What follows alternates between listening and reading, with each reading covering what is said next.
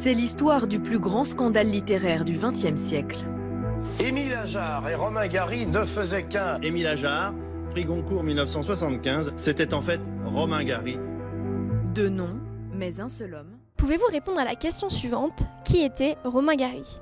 On peut le considérer comme un héros de guerre car il a servi en Libye, en Palestine et en Syrie, peut-être un peu plus comme un diplomate. Il a fait de nombreux voyages un peu partout dans le monde, il a même été consul de France à Los Angeles. C'était évidemment un très grand écrivain, prix Goncourt 2 fois, en 58 et en 75. C'était aussi un cinéaste avec Les oiseaux vont mourir au Pérou en 68 et Kill en 72. Une chose est sûre, Romain Gary avait plusieurs vies. J'aime Romain Gary car c'est un conteur tourmenté, torturé et terriblement touchant. J'aime les âmes en peine, ceux qui s'ouvrent au-delà de la réalité humaine, les différents, les originaux, et ceux qui trompent le monde avec une assurance qui cache une tristesse profonde et obscure. Romain Gary était de ceux-là. Il s'est d'ailleurs suicidé à Paris en 1980, une année après son épouse, l'actrice Jean Seberg. J'ai rencontré Roman Kasseff, petit Roman venu de Pologne, réfugié à Nice, de père inconnu, de mère aimant pour deux. J'ai rencontré Romain Gary de Kasseff dans l'armée de l'air pendant la guerre, avec les femmes les plus belles à son bras, son premier livre publié, ses rêves immenses qui ne s'épuisent jamais. J'ai rencontré Romain, jeune homme fougueux mais douloureux, souffrant parfois, ayant plus d'ambition qu'il n'en faut, tout sauf humble, imbu de lui-même mais extraordinairement sensible. Romain et ses amis, ou du moins connaissances, Malraux, Kessel, dont il refusa le siège à l'Académie française à sa mort.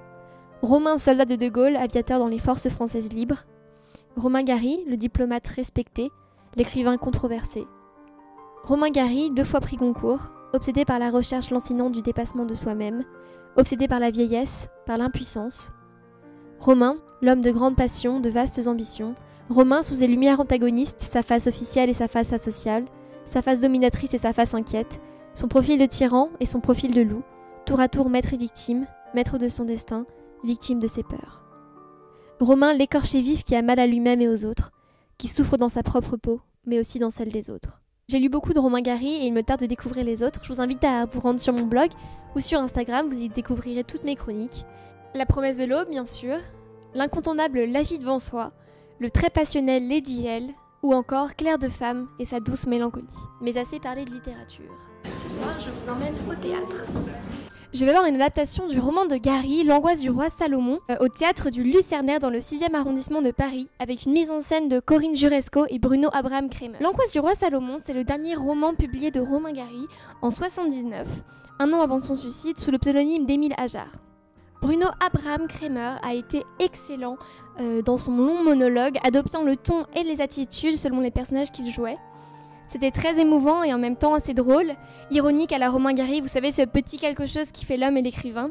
L'adaptation transpire le talent Gary, on y ressent sa tendresse et son humour caustique. Et tandis que semble revivre le Paris populaire des années 70, l'ironie légère de Gary, teintée de tendresse et de poésie, la gouaille de ses mots et sa malice s'incarnent sur le plateau du Lucernaire. Histoire d'amour touchante et douloureuse, histoire d'amitié, de transmission.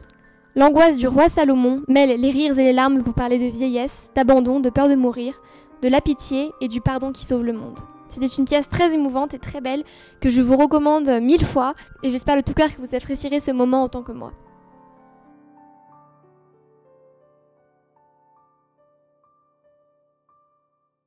Si ce format de vidéo mi-art, mi-littérature vous plaît, n'hésitez pas à me le dire en commentaire. Et si vous avez un écrivain ou un peintre ou un artiste qui vous intéresse, dites-le moi en commentaire et je me ferai un plaisir de m'y pencher plus particulièrement dans une prochaine vidéo. À bientôt!